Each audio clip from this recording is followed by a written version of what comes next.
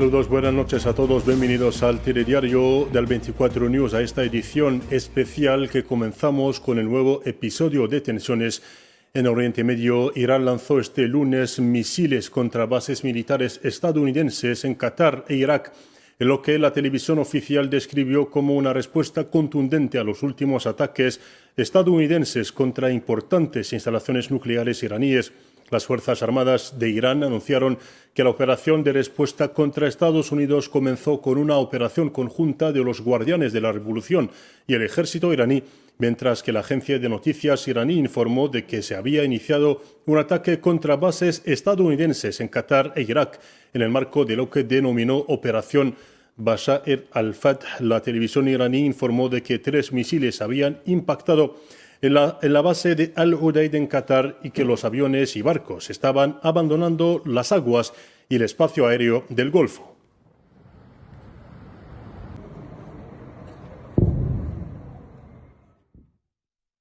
Y consecutivo a este ataque, el Ministerio de Asuntos Exteriores de Qatar condenó el ataque iraní contra la base militar estadounidense en la capital Doha, calificándolo de violación flagrante de su soberanía.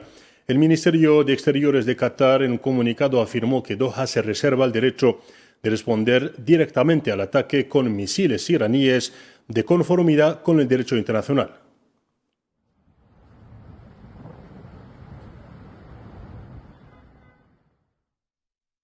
Por su parte, la mayoría de los países del Golfo han cerrado temporalmente su espacio aéreo o suspendido sus vuelos debido a los acontecimientos regionales. La agencia Reuters informó de que las autoridades de Bahrein, Emiratos Árabes Unidos, Siria, Irak y Kuwait cerraron temporalmente su espacio aéreo ante el temor de una respuesta iraní a los ataques estadounidenses, mientras que el Sultanato de Omán anunció la suspensión de los vuelos hacia y desde los países vecinos debido a los acontecimientos regionales.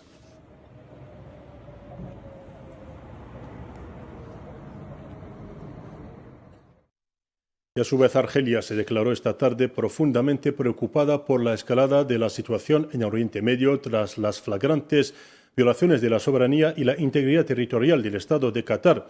Un comunicado del Ministerio Argelino de Asuntos Exteriores calificó las violaciones de inaceptables y subrayó su solidaridad y su apoyo al Estado hermano de Qatar para hacer frente y superar este calvario. A la luz de esta escalada, Argelia llama a todos aquellos que se preocupan por la seguridad y la estabilidad de Oriente Medio para que movilicen sus esfuerzos para derrotar los planes criminales y destructivos contra los países y los pueblos de la región mediante la imposición de una hegemonía absoluta que el agresor israelí ya no oculta, sino que declara abiertamente, sin temor a ninguna rendición de cuentas, responsabilidades o castigo.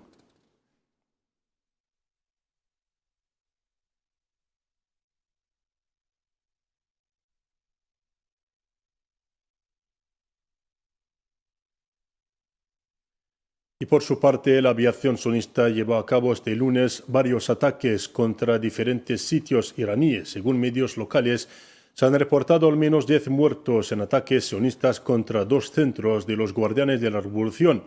La aviación sionista bombardeó la prisión también de Evin al norte de la capital Teherán y también el sitio nuclear de Fordo, ya atacado por Estados Unidos.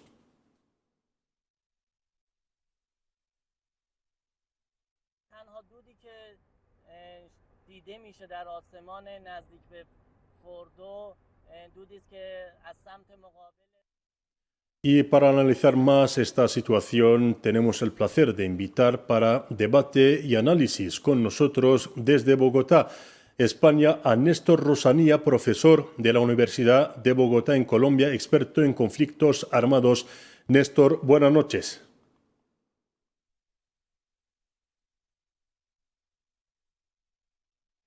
Néstor, ¿me escucha? Hola, buenas noches. Un saludo muy cordial.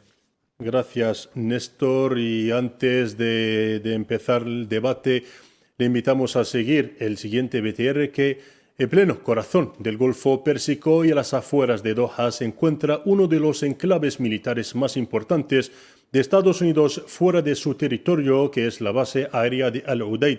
Esta instalación no solo es la mayor presencia militar estadounidense en Oriente Medio, sino también una pieza clave de sus operaciones en la región.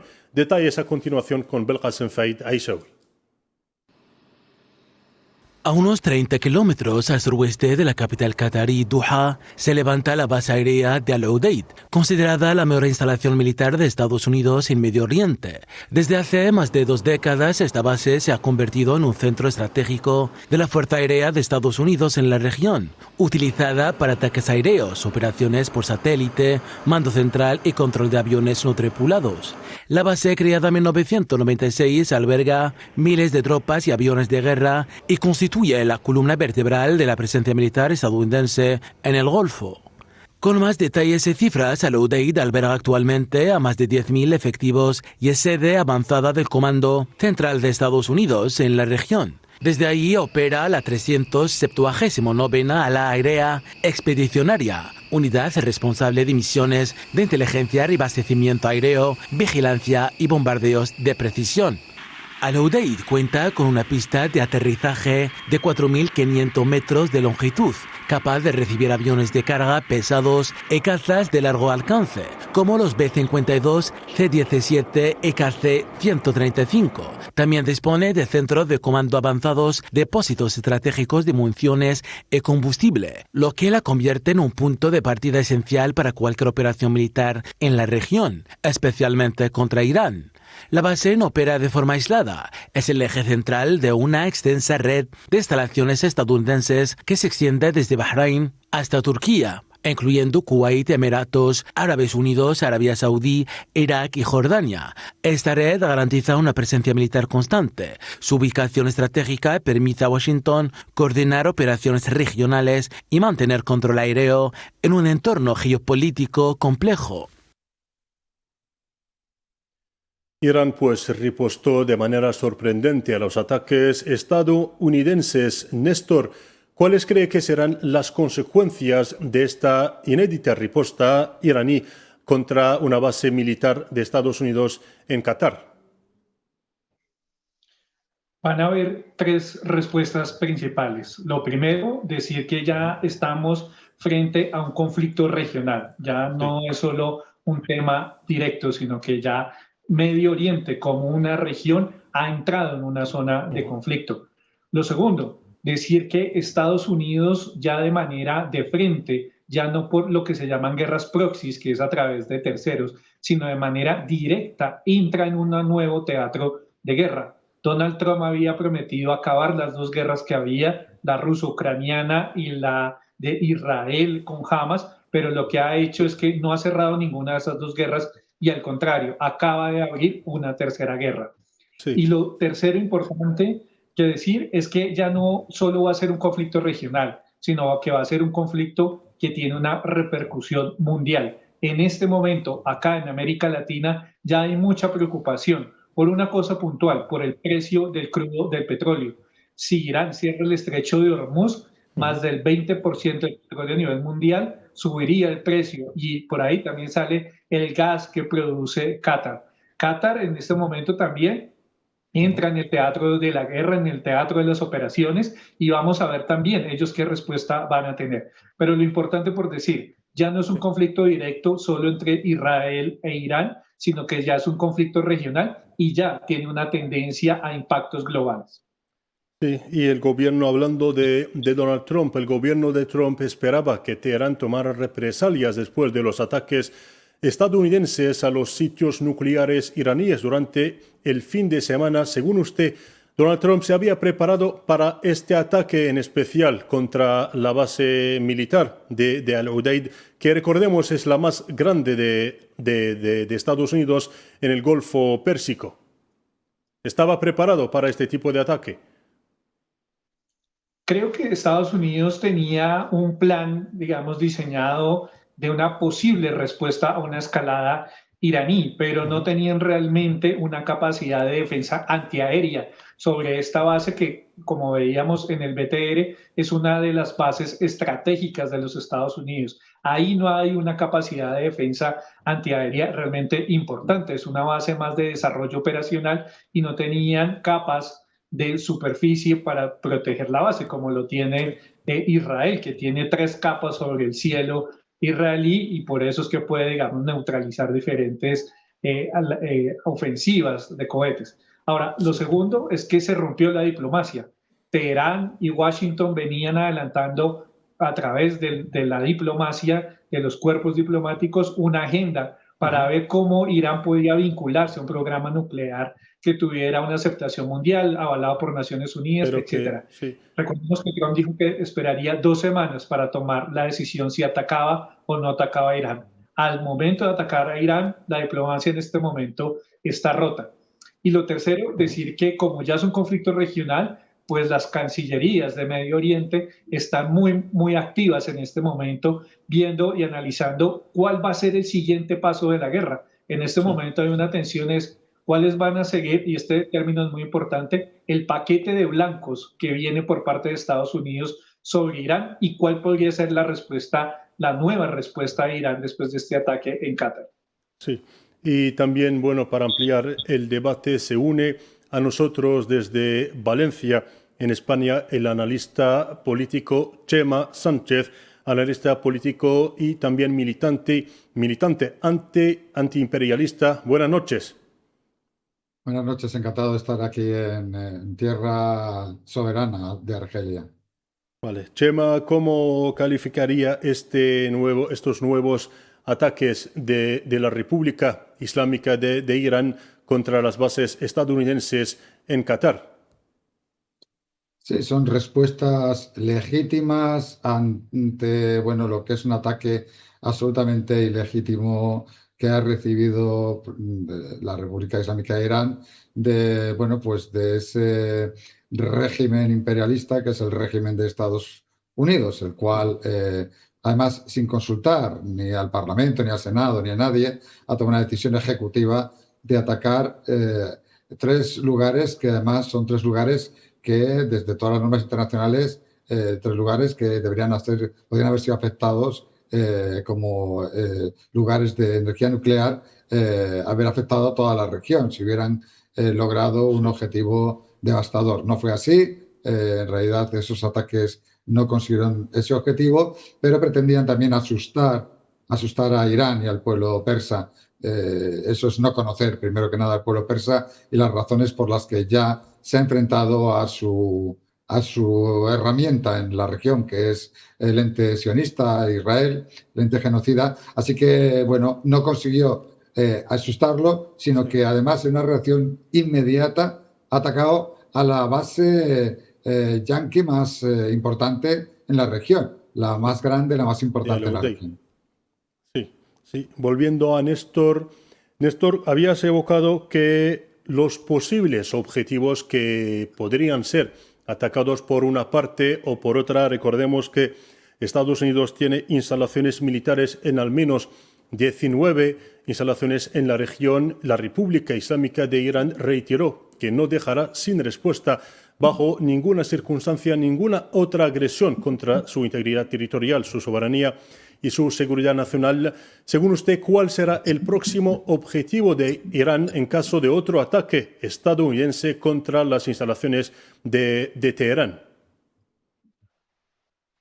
Bueno, creo que hay 2 opciones en este momento. Una opción en términos operativos militares, que sería atacar nuevas bases en la región. El teatro de operaciones de la guerra va a estar concentrado en Medio Oriente, digamos, de ahí no se prevé que se escale, pero creo que un segundo escenario de la guerra es la guerra económica, la guerra, como lo hablábamos ahorita, sobre todo por la lógica del estrecho de Hormuz, la geopolítica que se mueve ahí, muy importante. Creo que ahorita va a venir una combinación de algún ataque, muy seguramente. Estamos atentos si Trump cumpliría su amenaza de tener un paquete de blancos ante una respuesta iraní. Sí. Seguramente de aquí tendría que salir una respuesta nuevamente por parte de Irán, y yo creo que sería eso, ubicar bases militares, pero sumado al tema económico que afecta más en un momento a Estados Unidos. El tema, sin lugar a dudas, Trump, que es un negociante del mundo y que se ha preocupado por Medio Oriente y por la guerra ruso-ucraniana, siempre pensando en los negocios de los Estados Unidos,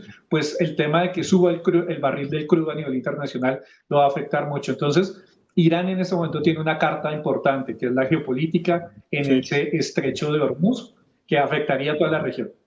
Y eso afectaría también los intereses de Estados Unidos.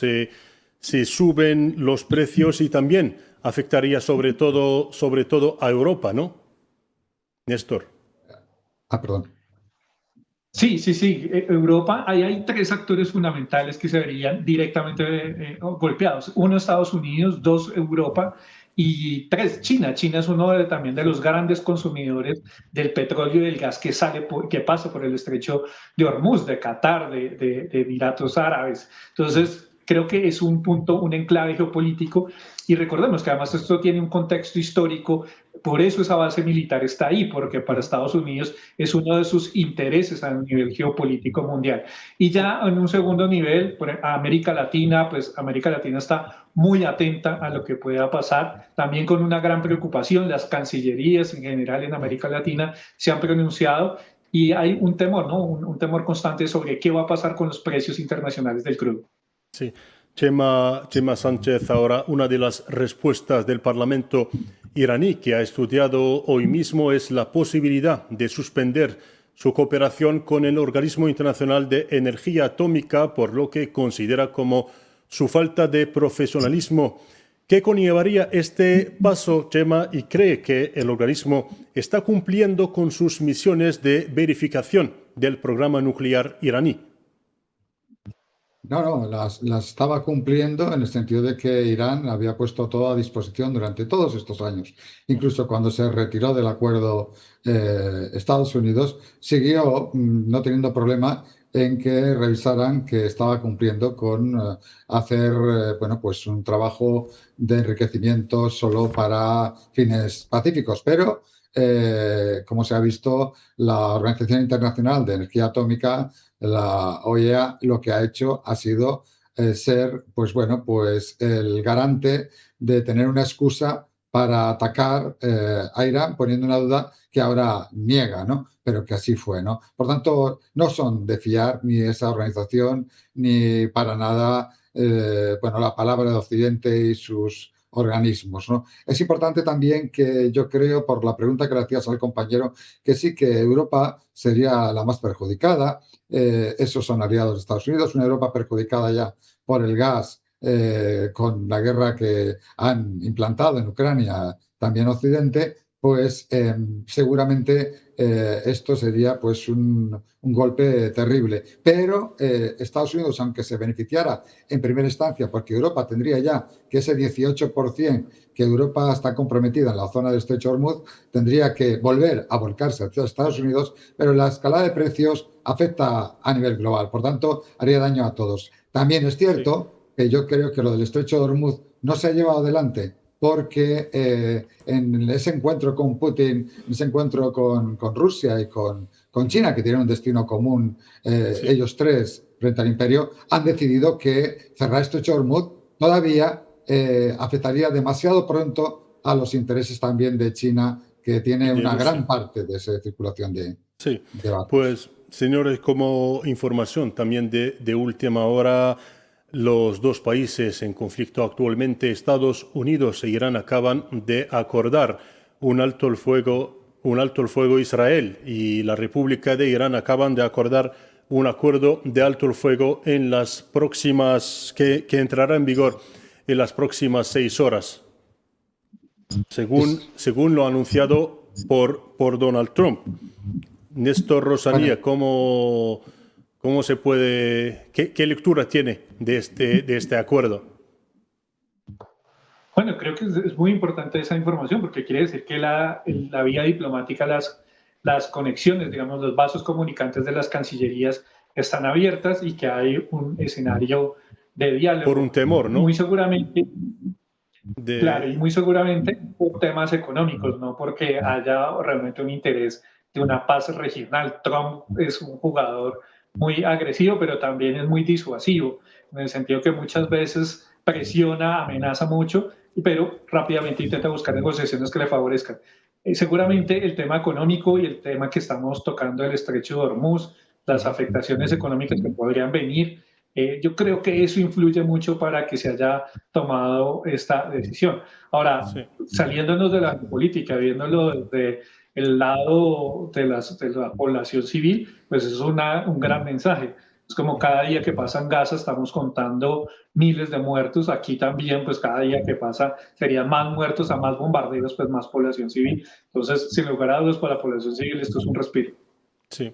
Chema Sánchez, ahora si se llega a este acuerdo, ¿qué parte podemos considerar que sale ganadora después de esta escalada de tensiones? Y si cree usted que podría durar, ¿no?, este acuerdo de alto el fuego si entra en vigor de manera efectiva. Bueno, tengo mis dudas de que entre con seguridad. Las palabras de Donald Trump, estaba deseando pedir un alto el fuego, de hecho lo había ofrecido Israel, pero Irán no lo había aceptado, no se cumplían todavía las condiciones para aceptar ese alto el fuego. Esto en realidad sería una especie de capitulación de Israel y de Estados Unidos ante la seguridad, la firmeza de Irán, pero yo espero que si eso ocurre, que bienvenido sea, pero bienvenido sea a medias. Si eso ocurre sea porque en esa situación de capitulación se retiran también de Gaza, se retiran de ese genocidio, ambas dos, tanto Estados Unidos como Israel y sus apoyos. Si esto no es así, la razón última por la que están atacando a Irán no es por la energía nuclear es porque están atacando al trío de países que está liderando el mundo multipolar,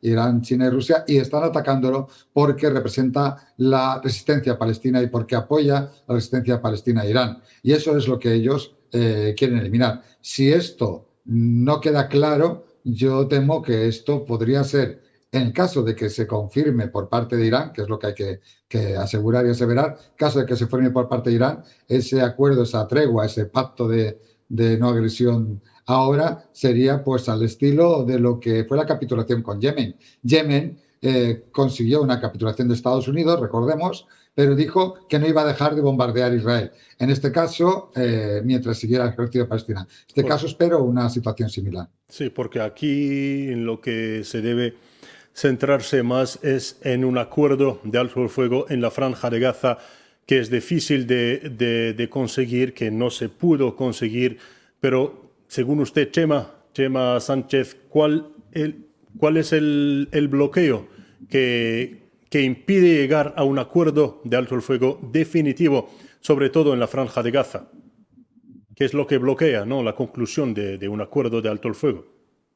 Pues porque no puede haber un acuerdo entre unos colonos genocidas y bueno, pues y un territorio con indígenas palestinos que son los verdaderos dueños de ese territorio y que llevan soportando demasiados años. Y ante una resistencia armada legítima palestina contra el colono, contra el invasor, contra el ocupante, contra el genocida, ya están hartos y han decidido expulsarlo. Y en este momento esas dos partes no pueden convivir en paz, nunca lo convivieron en paz. Eso que pasa es que siempre fue perdiendo Palestina, fue perdiendo Gaza, y en este caso yo creo que el único acuerdo que puede haber aquí es que salgan los colonos de ese territorio y a ojos de todo el mundo ya no existe la legitimidad del ente genocida en ningún caso. El Estado de Israel no tiene sentido de ser ni de estar. Y vuelvo a repetir, quiero ver cómo Irán llega a ese acuerdo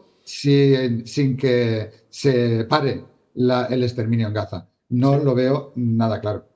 Sí, y pasamos a continuación a la relación entre Rusia y Irán. Con usted, Néstor Rosanía, se sabe que la relación entre ambos países se ha fortalecido en los últimos años y el ministro de Exteriores de Irán, Abbas Araghchi, viajó este lunes a Moscú para mantener consultas con el presidente Putin sobre las posibles respuestas de este ataque. Néstor, ¿cree que esta reunión con Putin pudo influir, ¿no?, en llegar a un acuerdo de alto el fuego entre Israel e Irán?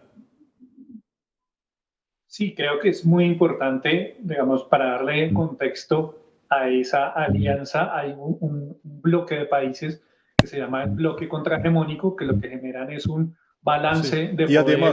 además de otros países, ¿no? ¿Qué países podían influir también en llegar a un acuerdo, además de Rusia? Sí, ese bloque contrahegemónico son 5 países a nivel mundial que hacen un balance de peso en una balanza a los Estados Unidos. Ahí están Rusia, China, son los 2 actores más grandes, más importantes, con más músculo político, económico, militar, pero también está aquí en Corea del Norte, está, pues hace parte del bloque contrahegemónico Irán, y un aliado que antes tenía mucha fuerza en la región, ya no tanto, que ha sido Venezuela. Esos 5 países conforman ese bloque contrahegemónico y tienen relaciones comerciales, económicas, políticas, militares, de intercambio. Un dato importante, los drones kamikaze que utiliza Rusia en el teatro de operaciones de Ucrania son drones iraníes. Entonces hay armamento iraní utilizado por los rusos. Entonces hay un intercambio, hay negocios constantes y hay un flujo importante geopolítico y geoestratégico que manejan estos países. Entonces, con ese contexto, decirles que sin lugar a dudas, cuando Irán es atacado y se tenía pues como esos escenarios previstos, pues Rusia entra a acompañar. China, digamos, no ha entrado de una manera frontal, directa, pero se sabe que apoya y que está ahí, digamos, dentro de ese bloque importante, y sobre todo Rusia, que tiene esa relación directa con Irán. Putin, digamos, no ha salido a expresarse de manera fuerte, ha sido más bien cauteloso y ahí ha manejado más el tema a través de las cancillerías.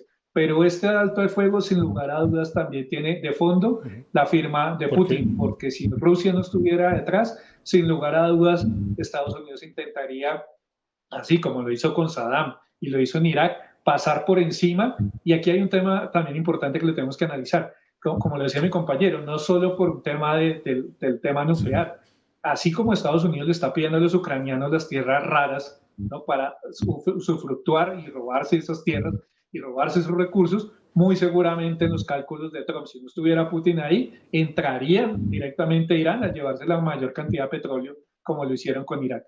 Sí. Chema Sánchez, ahora, ¿cree usted que este posible acuerdo sería como una pausa táctica o un verdadero paso hacia una desescalada más amplia en la región?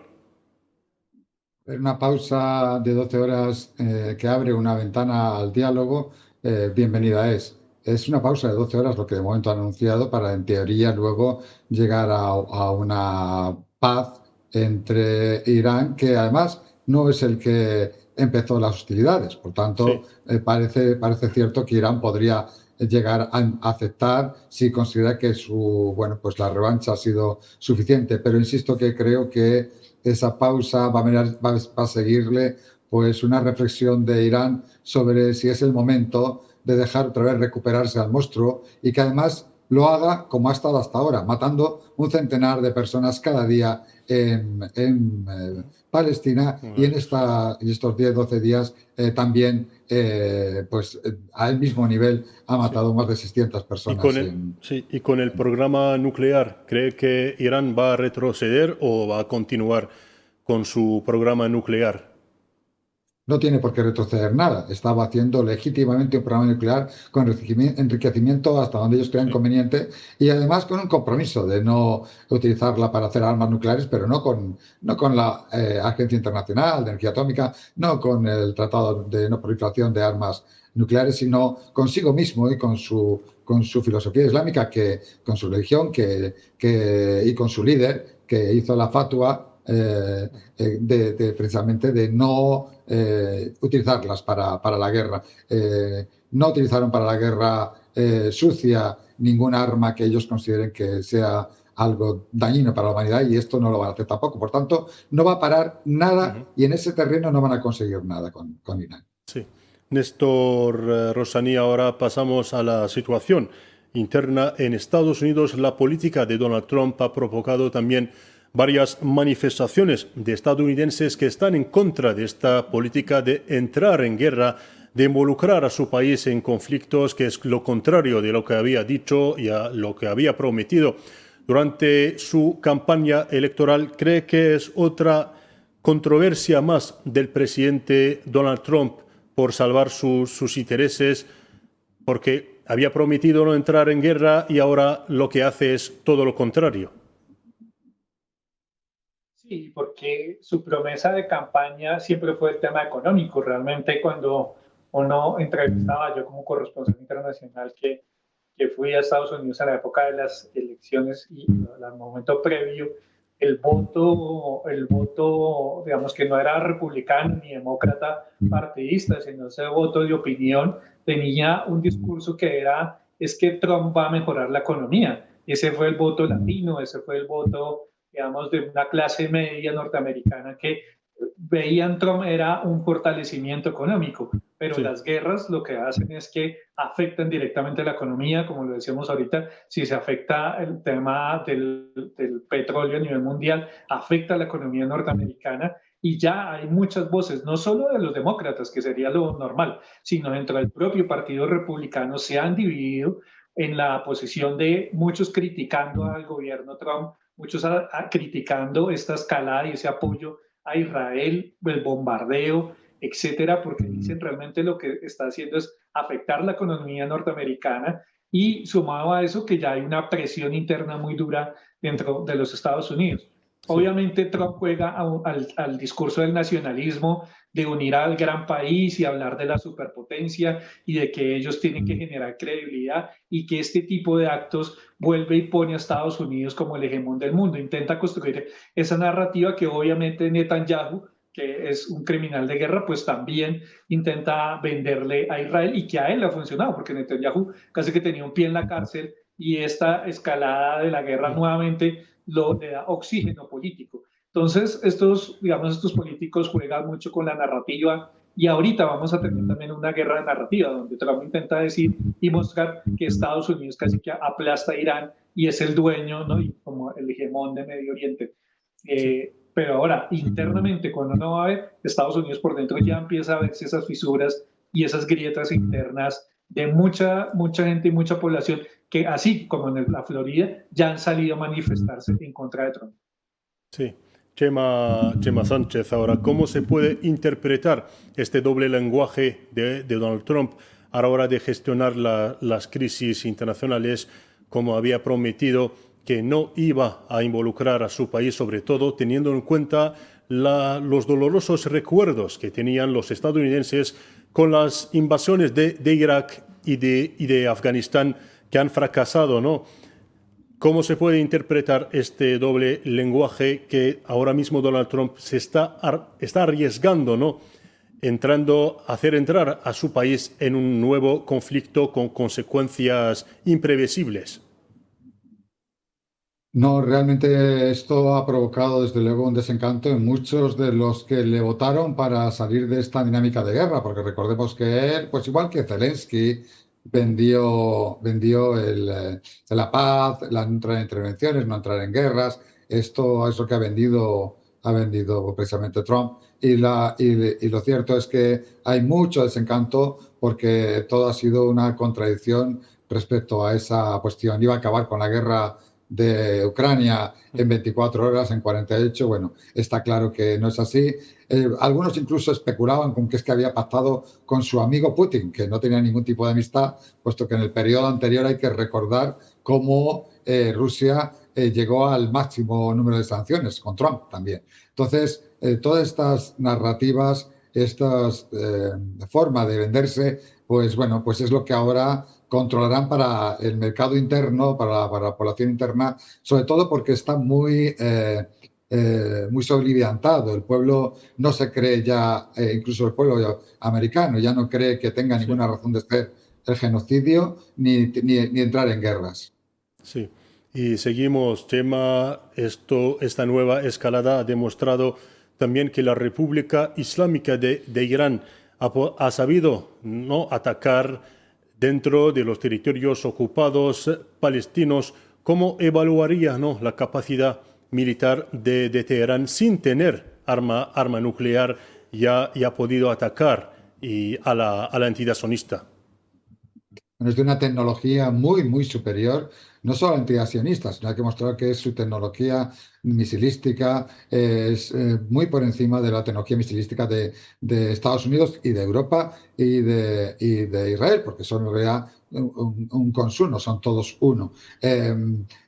Su capacidad, efectivamente, las armas nucleares podrían ser un punto de inflexión antaño para que no fuera uno atacado, pero yo creo que hoy por hoy nos hemos dado cuenta de que era mucho más importante toda esta capacidad misilística que un arma nuclear, que en un momento dado, si se hubiera utilizado por parte de Israel, por ejemplo, pues el rechazo global, mundial, hubiera sido ya insoportable. Y por cualquiera que lo utilice, Estados Unidos también, repetir que es el único país que lo ha utilizado, también sería algo que se vendería muy mal como campaña para tener empatía en el mundo a nivel global. Por lo tanto, es mucho más importante la capacidad de drones, de misiles y sobre todo la forma de estructurar el coste para la guerra que tienen los países que realmente no tienen privatizada la guerra como Estados Unidos, que eso es un coste enorme para cualquier movimiento y una estructura muy endeble comparada con la de países como China, como Rusia o como Irán, claro.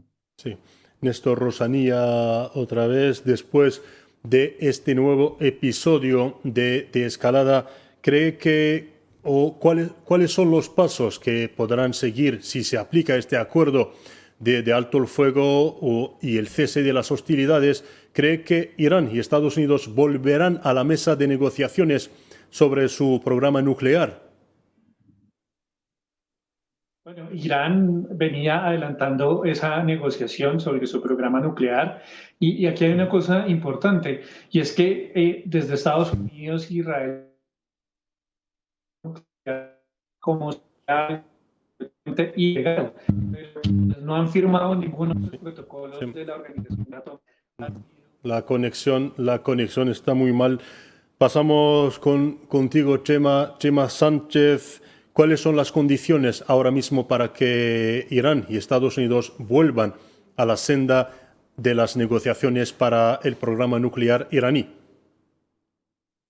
Bueno, pues en realidad estaban en esas, más que negociaciones, en esa demostración por parte de Irán de que tenía legítimo derecho a utilizar ese enriquecimiento hasta donde quisiera. Yo creo que ahora, si cabe, se verá con más razones para no modificar eso. La negociación ahora, insisto, es una capitulación en realidad de Israel, que no podía seguir con la guerra, y de Estados Unidos, que ha intentado un formato para asustar, pero no lo ha conseguido, y sabiendo que el respaldo que tiene Irán de Rusia y de China, yo creo en este momento con mucha más fortaleza. El tema está en que esa negociación, como tú decías antes, se puede vender para consumo interno, para las poblaciones de Occidente, de Europa, de Israel o de Estados Unidos, se puede vender como una victoria o como una negociación de paz, pero en realidad es, insisto, una capitulación. Y como tal, el que capitula Israel, es el ¿no? que más tiene que ceder.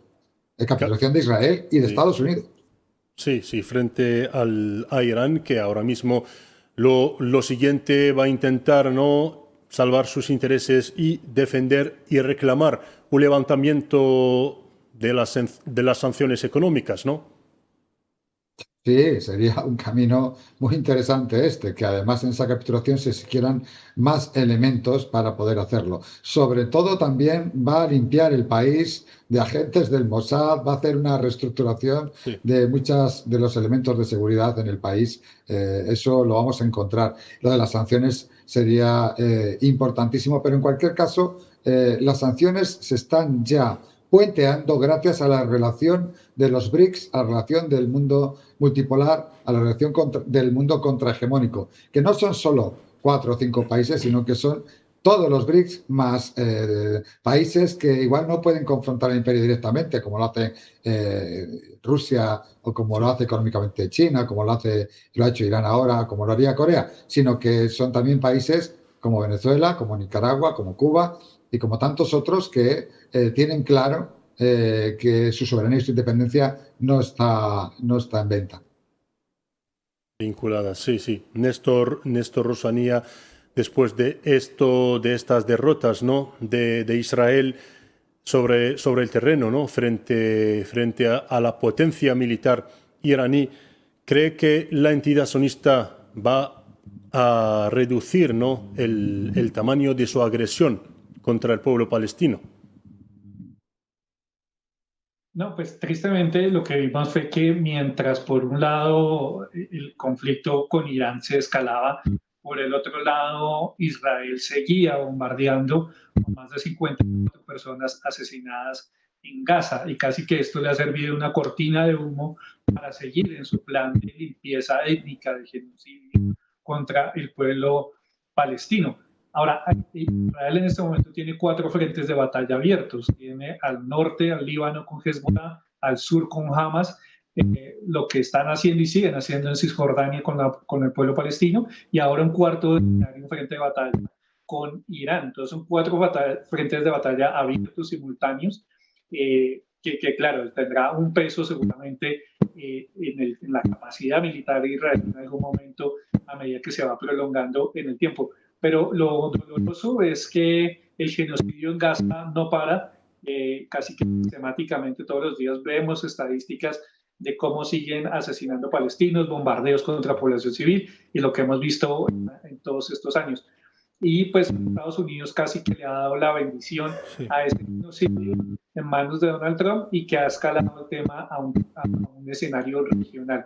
Pero lo más importante, y es que yo creo, y de las cosas importantes, es que el mundo ha visto realmente quién es la entidad sionista. Sí. Israel siempre había construido una narrativa desde la Segunda Guerra Mundial donde se presentaba como la víctima, y cada vez que alguien intentaba decirle algo a Israel, Israel inmediatamente lo acusaba de antisemita, cuestión que hacía que muchos guardaran silencio, una censura. Pero frente a este genocidio, pues lo que se ha podido demostrar es que es la verdadera cara de Israel, el genocidio, la ocupación, y a nivel internacional ya no es un tema de la academia o de expertos en Medio Oriente, sino que el mundo entero, a través de los medios de comunicación, de las redes sociales sobre todo, pues ha dado cuenta de la realidad del genocidio y ha entendido, que es lo más importante. Hay mucha gente que venía con una narrativa religiosa, hablaba del pueblo egipcio y la tierra prometida y toda la narrativa que hay detrás de esto, pero se han dado cuenta que eso no tiene ningún piso realmente y que lo que estamos aquí frente es a una ocupación, en este momento frente a un genocidio. Sí, Chema Sánchez ahora cree que este acuerdo, esta capitulación de Israel podría abrir el camino hacia un acuerdo entre la entidad sionista y Palestina, ¿no?, para detener el genocidio. Una cosa es lo que yo desearía, que es lo que todos deseamos, que cesara ese genocidio, y otra cosa es lo que ha demostrado durante incluso este tiempo en que ha sufrido los bombardeos más que merecidos de Irán a ese ente genocida, pero ellos han seguido con su asesinato permanente, como decía el compañero, más les ha servido como cortina de humo para seguir asesinando. Lo que pasa es que se han encontrado algo que también se ha develado ahora. Cuando ellos se quejaban de los bombardeos o lloraban ante las cámaras, notaron que no había ninguna empatía en el mundo mundial y que todo lo contrario, se levantaban banderas iraníes a la luz de esos bombardeos, saludando y agradeciendo esos bombardeos. No, quizás eso le obliga a ser un poquito más razonable a la bestia. La bestia no suele ser razonable. Exacto, si no se ve obligado a ello. Pero puede que sea ese doble estándar que ya no le funciona el que le obliga a ser razonable a partir de ahora. Sí. Y ahora mismo, ante estos datos, ¿se puede aspirar, Chema Sánchez, se puede aspirar a una paz duradera en Oriente Medio? Creo que es imposible porque los planes del imperio yanqui, sionista europeo, son los de la guerra permanente, los de seguir abriendo el foco, seguir intentando la división y seguir intentando llegar al caos, para ellos constructivo, según dicen, y por tanto esto en todo caso sería una especie de pacto, de tregua, de tomar aire para luego atacar más fuerte o por más lados. Por tanto, por eso yo creo que se debe desconfiar y creo que los países del eje antipalestina tienen que unirse de modo internacionalista, y también los del Sahel, y también Argelia, y también todos los países que saben que el sionismo solo está ahí para hacerles daño, para poder conseguir por fin expulsar ese cáncer de la región. Ese cáncer es el cáncer de la guerra, del exterminio, de la colonización, es el cáncer que una vez extirpado dejaría crecer perfectamente la vida en todo Oriente y además una vida seguro mucho más digna que la de las democracias, supuestas democracias occidentales. Sí, Néstor Rosanía, ahora, ¿cree usted que Israel va a respetar las cláusulas de este acuerdo con Irán de cese de las hostilidades? No, creo que es un acuerdo muy frágil porque tanto Estados Unidos, y lo acabamos de ver con cómo rompió unilateralmente la diplomacia, los avances de la negociación y simplemente bombardeó a Irán, violando su soberanía. Israel ha hecho exactamente lo mismo, ¿no? O sea, es un acuerdo que puede ser bastante débil, porque pues Israel sencillamente y Estados Unidos van en una lógica geopolítica de arrasar, de sacar provecho y estar atento, digamos, a sus intereses geopolíticos. Y a eso le suman que Israel además es experto en eso, que desde Israel llaman la Hasbara, ¿no? Que es como toda esa máquina mediática, de publicidad, narrativa, donde ellos intentan construir un imaginario a nivel internacional. Lo que hablábamos, se les saca porque frente al poder de las redes sociales, de los videos, de las imágenes que estamos viendo, pues es imposible, pero es muy difícil. Israel sencillamente un día decide bombardear y vuelve a bombardear, violando la soberanía de los países. Sí, Chema Sánchez, ahora, ¿cuáles son los posibles escenarios en los próximos días para la región de Oriente Medio? Yo estoy todavía, perdonen por la perplejidad, pero yo creo que en este momento es un juego de palabras el que ha utilizado Trump. Yo tengo que oír por la parte de Irán que acepta la tregua y el acuerdo. Tengo que oír que la parte de Israel, el ente Netanyahu y compañía, estaban deseando llegar a una tregua momentánea, pero tanto como una paz en la región definitiva. Tras esto, me resulta difícil. Seguramente serán solo durante unas horas y bueno, pero no olvidemos, vamos ganando. Los que han capitulado son ellos, son el imperio. Los países de la región que realmente buscan la paz y que buscan realmente la convivencia, el progreso compartido, son los que van ganando a estos entes genocidas. ¿Y cree que el régimen de Netanyahu podría resistir, soportar también frente a la ira también dentro de la entidad sionista que reclama su dimisión desde hace tiempo? Yo lo que creo que Netanyahu es uno más de los sionistas, no es ni el peor ni el mejor, todos los sionistas son sionistas, todos ellos, el más bueno de los sionistas comparte el genocidio en Gaza. Pueden no compartir ciertas políticas o esta agresión a Irán, pueden pensar que no hacía falta, que se podía seguir matando la gente aquí en Gaza sin haber provocado a la bestia, pero en cualquier caso también creo que cualquier movimiento de Netanyahu o de cualquier otro líder de los sionistas que se ponga al frente son solo movimientos concertados y compartidos por la dirección que es la dirección imperial en Estados Unidos. Es el imperio el que manda, Netanyahu solo es la mano pero que ejecuta, pero el cerebro que decide cómo, cuándo y dónde es Estados Unidos. Por tanto, es la administración yanqui la que decide qué tiene que hacer Europa, cómo se tiene que suicidar Europa, cómo se tiene que suicidar en un momento dado el sionismo si hace falta para conseguir el objetivo mayor, que es que el imperio sobreviva si no puede seguir avanzando. Sí, gracias Chema Sánchez por todas estas aclaraciones y gracias a Néstor Rosanía, profesor en la Universidad de Colombia, y Chema Sánchez, analista político y militante antiimperialista desde Valencia, España. Gracias, señores, por todas estas aclaraciones. Encantado. Gracias. Y con esto cerramos nuestra edición especial que hemos dedicado a la escalada en Oriente Medio después de los últimos ataques de Irán sobre la base militar estadounidense. Gracias, estimados oyentes, por la atención prestada. Adiós.